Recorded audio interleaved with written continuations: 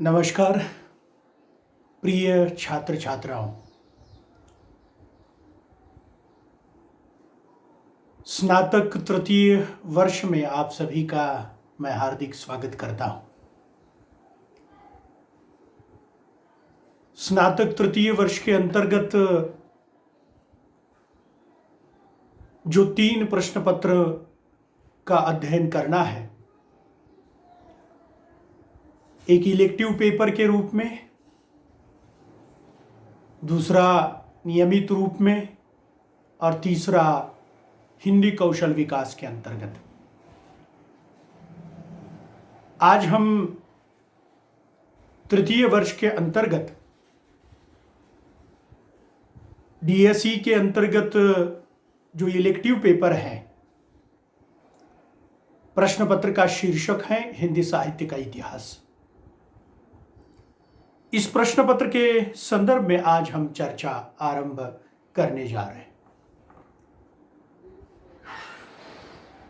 हिंदी साहित्य के इतिहास में हमें आज पहले अध्याय के संदर्भ में चर्चा शुरू करनी है। अध्याय का शीर्षक है आदिकाल, जिसमें 2 बिंदुओं पर हमें बात करनी है। पहला है आदिकाल का परिचय और दूसरा है आदिकाल की प्रेरक परिस्थितियां। आदिकाल पर चर्चा शुरू करने से पूर्व साहित्य क्या है, साहित्य का इतिहास क्या है और आदिकाल का परिचय क्या है, इन तमाम बिंदुओं पर हमें बात करनी है। साहित्य का अर्थ है शब्द और अर्थ का यथावत सहभाव, अर्थात साथ होना। साहित्य क्या करता है? साहित्य मनुष्य के भावों और विचारों की समष्टि है। इस देश के एक बहुत बड़े चिंतक रहे हैं आचार्य विनोबा भावे। विनोबा जी ने साहित्य की बहुत सुंदर व्याख्या की है। उन्होंने कहा कि साहित्य वह है जिसमें सभी के हित की कामना होती है। एक अर्थ में अगर हम कहें तो साहित्य अभिव्यक्ति का एक प्रमुख औजार है, माध्यम है। मनुष्य क्यों लिखता है? कोई सृजनशील व्यक्ति क्यों लिखता है? उस लेखन के मूल में यही धारणा होती है कि वह खुद को व्यक्त कर सके, अभिव्यक्त कर सके। अभिव्यक्ति की छटपटाहट लेखन की मूल प्रेरणा होती है। अनेक व्याख्याएं संस्कृत आचार्यों से लेकर भारतीय चिंतकों तक और पश्चिमी चिंतकों ने भी की है। मैं उन सारी व्याख्याओं में नहीं जाऊंगा, लेकिन एक समय था कि साहित्य शब्द मूल रूप में शास्त्र के अर्थ में प्रयुक्त होता था। बाद में वो काव्य के लिए पर्यायवाची बनता गया और इस अर्थ में साहित्य अनुभूति का एक नया विश्व लेकर आ जाता है। बुद्धि और अनुभव, ये 2 ऐसे तत्व हैं जिनके द्वारा साहित्य की सर्जना होती है। इसका भी मतलब यह नहीं है कि साहित्य के लिए बुद्धि और अनुभव का ही होना आवश्यक है, उसके लिए प्रतिभा का भी होना आवश्यक है। लेकिन साहित्य मनुष्य के मनोव्यापारों का चित्रण करता है। हिंदी के महान साहित्यकार प्रेमचंद ने कहा था कि साहित्य क्या है? मैं साहित्य को जीवन का चित्र मात्र समझता हूं। जीवन का चित्र। और शायद यही कारण है कि हिंदी के पहले जनवादी लेखक के रूप में प्रेमचंद ही हमारे सामने आते हैं। कबीर के बाद निराला, निराला के बाद प्रेमचंद, प्रेमचंद के बाद मुक्तिबोध, एक लंबी परंपरा वहां शुरू होती है। सवाल है साहित्य का इतिहास क्या है? इतिहास इतिहास केवल अतीत नहीं होता। इतिहास केवल भूतकाल भी नहीं होता। इतिहास जो घटित हुआ है, इतिहास शब्द का अर्थ ही यह है कि ऐसा हुआ था, विगत कल। साहित्य और समाज का जैसे अनोन्य संबंध है, ठीक उसी प्रकार से साहित्य का इतिहास साहित्य को समझने का एक जरिया भी है। साहित्य को समझने की अनेक प्रणालियां विकसित हुई है, उसके अपने आलोचना के मानदंड भी है। लेकिन सबसे प्रश्न यह होता है कि साहित्य को कैसे समझा जाए? साहित्य लेखक की जीवनी के द्वारा समझा जाए, लेखक के निरपेक्ष जीवन के द्वारा समझा जाए, मनोविज्ञान के द्वारा समझा जाए, शिल्प पक्ष के द्वारा समझा जाए। साहित्य को समझने की, साहित्य को जानने की, साहित्य के इतिहास को मूल रूप से देखने की अनेक प्रणालियां हैं। उन प्रणालियों में एक प्रणाली है साहित्य का इतिहास। साहित्य का इतिहास साहित्य के अध्ययन की एक इतिहास परक प्रणाली है, और उस प्रणाली के द्वारा साहित्य को समझने, जानने, उसके समग्र स्वरूप को समझने का एक माध्यम बन जाता है। आचार्य रामचंद्र शुक्ल हिंदी के बड़े मीमांसक हैं, आचार्य हैं। शुक्ल जी ने एक जगह लिखा था कि साहित्य का इतिहास क्या है? साहित्य का इतिहास साहित्य में प्रतिबिंबित जनता की चित्तवृत्तियों का इतिहास है। दूसरे अर्थ में हम ये भी कह सकते हैं कि साहित्य का इतिहास मानव चेतना के विकास का इतिहास भी है, और साहित्य के इतिहास के द्वारा ही हम साहित्य को समझने की कोशिश करते हैं। छात्र छात्राओं, आपके मन में एक प्रश्न जरूर पैदा हुआ होगा कि साहित्य का इतिहास क्यों पढ़ना चाहिए, मूलतः इतिहास क्यों पढ़ना चाहिए? एक बात हमें ध्यान में रखनी चाहिए कि इतिहास का काम केवल गड़े मुर्दे उखाड़ना नहीं होता। इतिहास का काम जिंदा मुर्दों में प्राण डालना भी होता है। हम अपने अतीत से कुछ सीखें, अपनी परंपरा से कुछ सीखें, हम अपने आने वाले कल के लिए जो ऊर्जा स्रोत है उसको साथ लेकर चलें। साहित्य का इतिहास मानव सभ्यता के इतिहास के साथ जुड़ता है। साहित्य का इतिहास मानव चेतना के विकास का इतिहास भी होता है कि आज से 1000 साल पहले किस प्रकार का साहित्य लिखा गया है और आज किस प्रकार का साहित्य लिखा जा रहा है। समय बदलता है, जीवन बदलता है, जीवन की प्रवृत्तियां भी बदलती है। साहित्य का इतिहास जीवन की प्रवृत्तियों को अंकित करने वाला इतिहास होता है, और यह इतिहास इसलिए महत्वपूर्ण है क्योंकि वह मानव सभ्यता के उतार चढ़ावों का अंकन करता है। सवाल है हिंदी साहित्य का इतिहास। मित्रों, हिंदी साहित्य के इतिहास को लेकर बड़ी चर्चा है। उसका आरंभिक बिंदु कहां से शुरू हुआ, साहित्य के इतिहास में किन बिंदुओं को सबसे अधिक महत्व है, साहित्य के इतिहास का काल विभाजन कैसे किया जाए, साहित्य के इतिहास का नामकरण किस आधार पर किया जाए। काल विभाजन और नामकरण काफी महत्वपूर्ण है। साहित्य के इतिहास को समझने के लिए यह वर्गीकरण आवश्यक है, क्योंकि इसी वर्गीकरण के आधार पर साहित्य की 1000 साल की परंपरा को हम समझ सकते हैं। हिंदी साहित्य के इतिहास के लेखन का पहला प्रयास जॉर्ज ग्रियर्सन ने किया। इतवार दता लिटरेट्यूर इंदुई हिंदुस्तानी नामक ग्रंथ लिखकर जॉर्ज ग्रियर्सन फ्रांस से थे, फ्रेंच भाषी थे।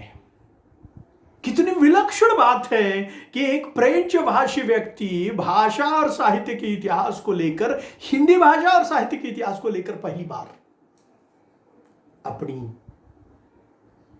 अपने अध्ययन को, अपने चिंतन को, अपने दृष्टिकोण को, अपने मतों को रखने की कोशिश करता है।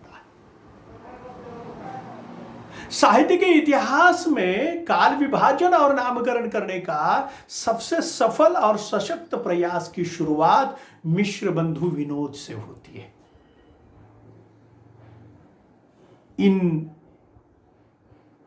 इस साहित्यकार ने विभिन्न साहित्यिक प्रवृत्तियों को ध्यान में रखकर, साहित्यकारों को ध्यान में रखकर काल विभाजन और नामकरण करने की कोशिश की है। यह सन 1913 की बात है। मिश्र बंधु विनोद ने हिंदी साहित्य के इतिहास को 4 भागों में विभाजित किया है: प्रारंभिक काल, माध्यमिक काल, अलंकृत काल और परिवर्तन काल। प्रारंभिक काल को फिर 2 भागों में विभाजित किया, पूर्वारंभिक काल और उत्तरारंभिक काल। माध्यमिक काल को 2 भागों में फिर उन्होंने विभाजित किया, पूर्व माध्यमिक काल और प्रौढ़ माध्यमिक काल। अलंकृत काल को पूर्वालंकृत काल और उत्तरालंकृत काल 2 भागों में विभाजित किया, और 5वां एक उन्होंने काल विभाजन किया वर्तमान काल नाम से। मिश्र बंधु विनोद की एक विशेषता है कि उन्होंने हिंदी साहित्य के काल विभाजन और नामकरण में साहित्यकारों को केंद्र में रखकर यह सारा विवेचन विश्लेषण किया है। तीसरे हिंदी के बड़े इतिहासकार, आलोचक, निबंधकार और साहित्यकार नहीं, साहित्य युग के मार्गदर्शक रहे हैं आचार्य रामचंद्र शुक्ल। शुक्ल जी ने सन 1929 में एक ग्रंथ लिखा, हिंदी साहित्य का इतिहास नामक, और इस इतिहास ग्रंथ में उन्होंने हिंदी साहित्य के समस्त कालखंडों को 4 कालों में विभाजित किया है। पहला कालखंड आदिकाल, उसी को उन्होंने वीरगाथा काल कहा है। दूसरा कालखंड पूर्व मध्य काल, उसी को उन्होंने भक्ति काल कहा है। तीसरा कालखंड उत्तर मध्य काल, उसी को उन्होंने रीतिकाल या श्रृंगार काल कहा है। और चौथा कालखंड है आधुनिक काल, उसी को उन्होंने गद्य काल की उपमा दी है। काल विभाजन जो उन्होंने किया है वह विक्रम संवत में किया है।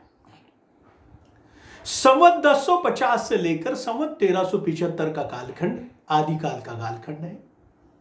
संवत 1375 से संवत 1700 तक का कालखंड भक्ति काल का है।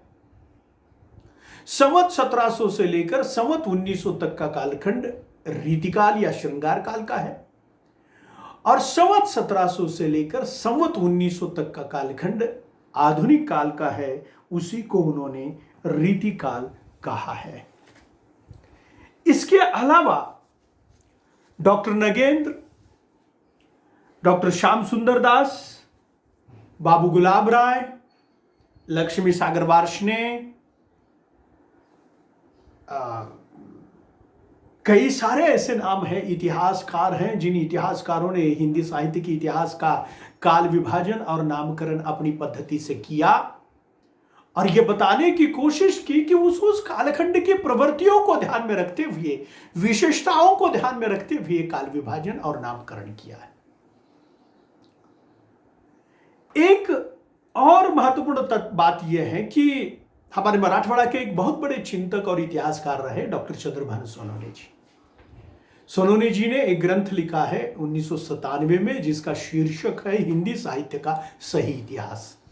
हिंदी में उसकी काफी कम चर्चा हुई है, लेकिन मेरी दृष्टि से यह अत्यंत महत्वपूर्ण इतिहास ग्रंथ है।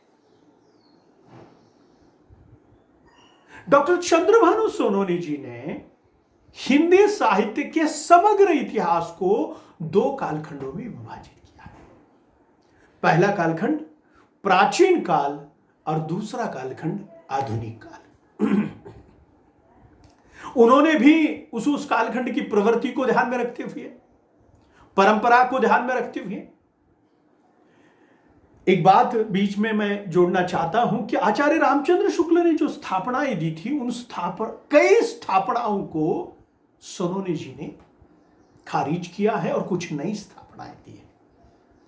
आचार्य रामचंद्र शुक्ल जी के इतिहास ग्रंथ की कमियों को ध्यान में रखते हुए बाद में हिंदी साहित्य के इतिहास के काल विभाजन और नामकरण की विस्तार से चर्चा होती हुई दिखाई देती है। लेकिन एक बात हमें ध्यान में रखनी पड़ेगी, हिंदी साहित्य का यह आरंभिक दौर है, हिंदी साहित्य का यह आदि पर्व है, हिंदी साहित्य का यह प्रारंभिक दौर है और उसी दौर में साहित्य सृजन की शुरुआत हुई थी। डॉक्टर नगेंद्र, डॉक्टर श्याम सुंदर दास, बाबू गुलाब राय, इन सभी ने हिंदी साहित्य के इतिहास को अपनी दृष्टि से, अपने परिप्रेक्ष्य में प्रस्तुत करने की कोशिश की है। देखिए, मिश्र बंधु विनोद ने साहित्यकारों को केंद्र में रखकर इतिहास ग्रंथ की रचना की। आचार्य रामचंद्र शुक्ल जी ने साहित्य की प्रवृत्तियों को ध्यान में रखकर इतिहास ग्रंथ की रचना की। उसके बाद आचार्य महावीर प्रसाद द्विवेदी, आचार्य हजारी प्रसाद द्विवेदी हो, कई इतिहासकार सामने आए जिन्होंने हिंदी साहित्य के इतिहास को लेकर एक नया भाष्य, एक नया विवेचन और एक नई दृष्टि देने का काम उन्होंने किया है। कुल मिलाकर हमें यह ध्यान रखना चाहिए कि हिंदी साहित्य का इतिहास 4 कालखंडों में विभाजित है: आदिकाल, भक्तिकाल, रीतिकाल और आधुनिक काल। आज हमें चर्चा शुरू करनी है आदिकाल को लेकर। आदिकाल का परिचय क्या है और आदिकाल की प्रेरक परिस्थितियां कौन सी रही है, उन परिस्थितियों को लेकर आज हमें बात करनी है। ठीक है, तो सबसे पहले आदिकाल के नामकरण पर हम बात करते हैं।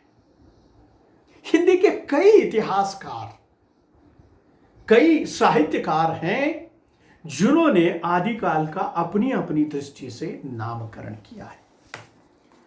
आचार्य रामचंद्र शुक्ल जी ने आदिकाल को वीर गाथा काल कहा है। उसके मूल में यही धारणा है कि ईसा की 10वीं शताब्दी से लेकर ईसा की 13वीं शताब्दी तक हिंदी में जो साहित्य लिखा जा रहा था, उस साहित्य की मूल प्रवृत्ति थी वीरता। श्रृंगारिकता भी थी, लेकिन सबसे प्रमुख स्वर था वीरता। चारण कवियों ने जो प्रशंसा गान लिखा, यह सारा सामंत युग है। राजे रजवाड़ों में यह देश बटा हुआ था और वीर गाथाएं दरबारी कवि अपनी राजाओं की प्रशंसा में लिख रहे थे। इसलिए इस कालखंड में जितने भी ग्रंथ लिखे गए हैं, उन ग्रंथों में वीरता सर्वोपरि है। आपकी जानकारी के लिए मैं बता दूं कि आदिकाल में ऐसी रचनाएं लिखी गई जिसमें शूरता और वीरता का ही वर्णन था, क्षत्रियों की वीरता का वर्णन। दो पंक्तियां मैं आपको बताना चाहूंगा जिसमें यह कहा गया कि 12 बरस लय कुकर जिए, जिए 13 बरस सियार। 12 बरस लय कुकर जिए, जिए 13 बरस सियार। 18 बरस क्षत्रिय जिए, आगे जीवन का धिक्कार। भुजाओं में जब तक ताकत है, तलवार चलाने की जब तक क्षमता है और अपने राज्य को बचाने की जब तक सामर्थ्य है, तब तक क्षत्रिय को जीना चाहिए। वीरता की भावना इस कालखंड में रही है, इसलिए आचार्य रामचंद्र शुक्ल जी ने इसे वीर गाथा काल कहा। इस कालखंड को रासो काल भी कहा गया। क्या कारण है कि इस कालखंड को रासो काल कहा गया? कारण यह है कि इस कालखंड में जितने भी ग्रंथ लिखे गए हैं, उन सारे ग्रंथों के साथ रासो शब्द जुड़ा हुआ है। परमाल रासो, हमीर रासो, पृथ्वीराज रासो, ये सारे रासो ग्रंथ इस कालखंड में लिखे गए। रासो ग्रंथों की भरमार इस कालखंड में थी। रासो काव्य का पर्यायवाची शब्द है, इसलिए इस कालखंड को रासो काल भी कहा गया। डॉक्टर राम कुमार वर्मा ने इस कालखंड को संधि काल कहा है, चारण काल कहा है। मैंने शुरुआत में ही बताया कि इस कालखंड में चारण कवि थे और उन्होंने चारण काव्य लिखा है। संधि काल इसलिए कि ये आरंभिक युग है साहित्य का, और इस आरंभिक युग में साहित्य लेखन की शुरुआत हुई थी, इसलिए इसे संधि युग के रूप में भी इसे देखा गया। आचार्य हजारी प्रसाद द्विवेदी और मिश्र बंधु विनोद, इन दोनों ने इस कालखंड को आदि काल कहा गया है। आदि यानी शुरुआत, आदि यानी प्रारंभ, आदि यानी आरंभ। हिंदी साहित्य का यह आरंभिक काल है, प्रारंभिक काल है, शुरुआती दौर है, और इसलिए इसे आदिकाल का नामकरण आचार्य हजारी प्रसाद द्विवेदी ने दिया है, मिश्र बंधु विनोद ने भी दिया है। हिंदी के एक और बड़े लेखक है राहुल सांकृत्यायन। राहुल जी ने इस युग को सिद्ध सामंत युग कहा है। क्यों कहा होगा ऐसा? इसलिए कहा उन्होंने कि यह दौर सामंतों का दौर था, राजतंत्र था इस देश में। छोटे छोटे राज्यों में यह देश बटा हुआ था। एक छत्र अमल हर्षवर्धन के साम्राज्य तक बना हुआ था, लेकिन उसके बाद बिखराव की स्थिति आ जाती है। गुप्त साम्राज्य और हर्षवर्धन के पश्चात बिखराव की स्थिति आती है, विदेशी आक्रांतकारियों की स्थिति आ जाती है। राहुल सांकृत्यायन ने इस कालखंड को सिद्ध सामंत युग कहा है। डॉक्टर धीरेन्द्र वर्मा और चंद्रधर शर्मा गुलेरी जी ने इस युग को अपभ्रंश काल कहा है। गुलेरी जी और धीरेन्द्र वर्मा इस कालखंड को अपभ्रंश काल क्यों कहते हैं? क्योंकि इस कालखंड में जो लेखन की भाषा थी वह अपभ्रंश थी। अपभ्रंश में साहित्य लिखा जा रहा था। डॉक्टर गणपति चंद्रगुप्त ने इसे आरंभिक काल कहा है, शुरुआती दौर। कुछ इतिहासकार ऐसे भी हैं जिन्होंने इस युग को प्रश्न काल कहा। क्यों कहा प्रश्न काल? क्योंकि इस समय का समाज अनेक प्रश्नों से जूझ रहा था।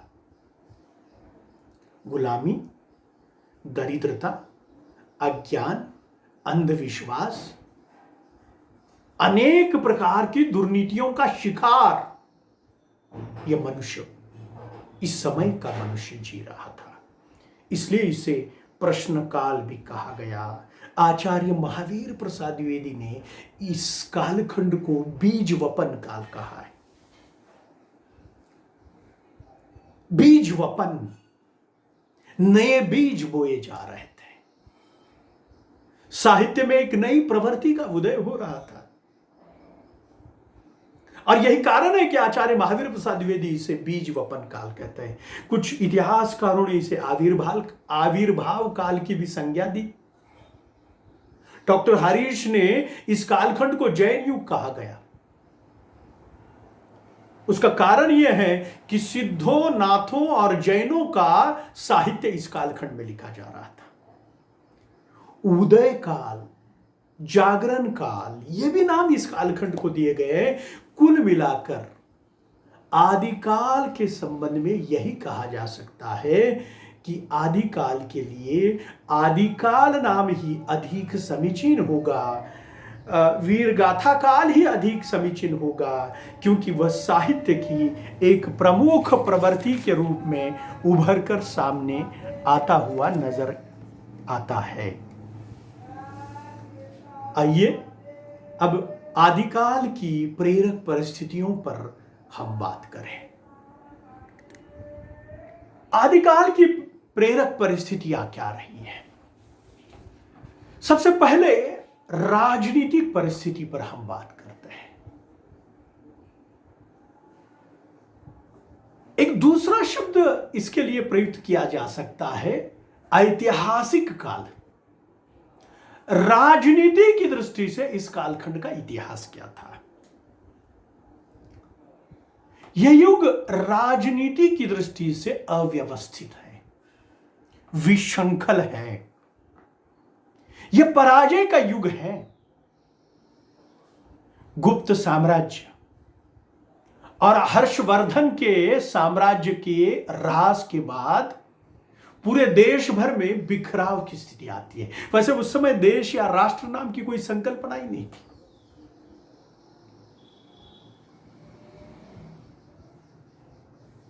राष्ट्रकूटों का साम्राज्य, चालुक्य सेनापति के अपने अपने राज्य, यह इस दौर की स्थिति थी।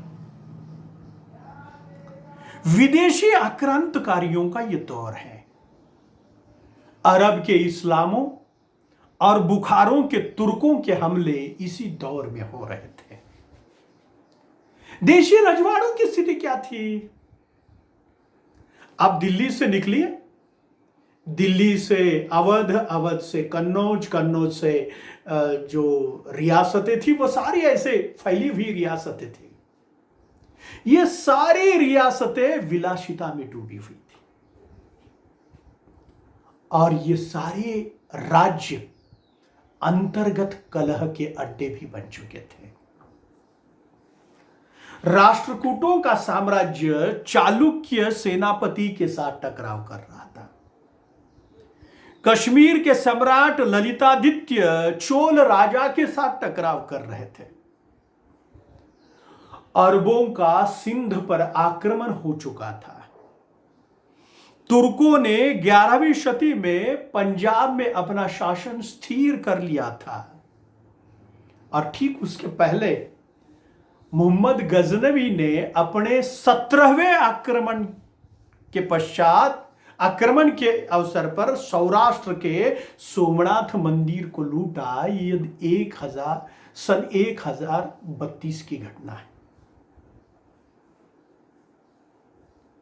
मोहम्मद गजनवी ने केवल सोमनाथ को नहीं लूटा, कन्नौज को लूटा, मथुरा को लूटा, पंजाब को लूटा, ग्वालियर के मंदिरों को लूटा और ये सारे विदेशी आक्रांतकारी लूटने की मंशा से इस देश में आए थे। प्रजा की उदासीनता और शासकों की विलासिता इस कालखंड की प्रधान विशेषता है। सन 1206 से भारत की केंद्रीय राजधानी दिल्ली पर गुलाम वंश के राजाओं का शासन रहा है। यह वही दौर है जिस दौर में पृथ्वीराज चौहान को मोहम्मद गोरी ने पराभूत किया था। और आपकी जानकारी के लिए मैं बता दूं कि मोहम्मद गोरी को किसने सहायता दी थी? राजा जयचंद ने। जयचंद जैसे गद्दार भी इसी देश में हैं और पृथ्वीराज चौहान जैसे वीर पुरुष भी इसी देश में हैं। इसलिए हम लोगों को ये जरा बात याद रखनी चाहिए कि इस देश में दोनों परंपराएं साथ चलती हैं। वीरों की परंपरा भी साथ चलती है और गद्दारों की परंपरा भी साथ चलती है। राजा जयचंद ने अगर मोहम्मद गोरी को साथ नहीं दिया होता तो पृथ्वीराज चौहान पराजित नहीं होते। ये इतिहास है। तात्पर्य क्या है? तात्पर्य यह है कि यह दौर संकुचित राष्ट्रीयता का दौर है, आपसी कलह का दौर है, ईर्ष्या, द्वेष और एक दूसरे के प्रति मत्सर का यह दौर है। यह दौर सामंतवाद का बोलबाला लेकर आता है। एक वाक्य में अगर कहूं तो भारतीय इतिहास का यह पतन काल है। गुलाम वंश के 11 शासकों ने 84 वर्षों तक दिल्ली पर शासन किया और उसके बाद अलाउद्दीन खिलजी का आक्रमण होता है। खिलजी, तुगलक और लोदी वंश के सुल्तानों का राज्य इस देश में रहा। यह पराजय का दौर है, यह गुलामी का दौर है। आदिकाल का राजनीतिक परिवेश गुलामी की कथा कहता है, सामंतवाद की कथा कहता है, ईर्ष्या, द्वेष और संकुचित राष्ट्रीयता की कथा कहता है। दिल्ली पर आक्रमण होता था तो कन्नौज वाले कहते थे मुझे क्या लेना देना। मथुरा पर आक्रमण होता था तो जयपुर वाले कहा करते थे हमें क्या लेना देना। एकजुटता की भावना, राष्ट्र की भावना हमारे देश में कतई नहीं थी। यह देश बिखराव की स्थिति में था। इसलिए विदेशी आक्रांतकारियों ने समय समय पर इस देश पर आक्रमण किए और इस देश को लूटने का काम किया। साधारणतया यह हमें समझना चाहिए कि इतिहास का यह दौर हमारी गुलामी का दौर है, दास्ता का दौर है। सभी प्रकार की दास्ता, राजनीतिक, सामाजिक, आर्थिक, धार्मिक, सांस्कृतिक, सभी प्रकार की दास्ता में हम जी रहे थे। इसलिए इस दौर को पतन काल कहना ही अधिक उचित होगा। हम अगले पीरियड में आदिकाल की सामाजिक परिस्थिति को लेकर, धार्मिक परिस्थिति को लेकर, सांस्कृतिक परिस्थिति को लेकर, साहित्यिक परिस्थिति को लेकर चर्चा करेंगे। फिलहाल धन्यवाद।